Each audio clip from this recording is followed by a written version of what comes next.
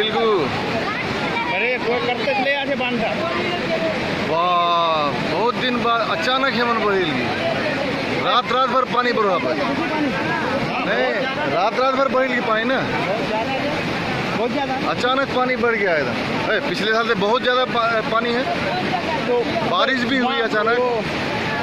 क्या बोलता है नेपाल में ये किया है ना। हाँ नेपाल से भी पानी आया है बारिश भी हुई है। वहाँ बांध का पानी नहीं है बारिश का पानी से इसलिए पानी वो लोग। हेलो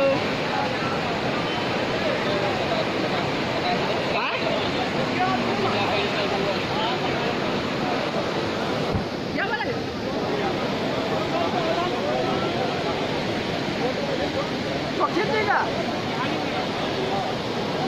यही पान कटी गई यहाँ पान देखा ले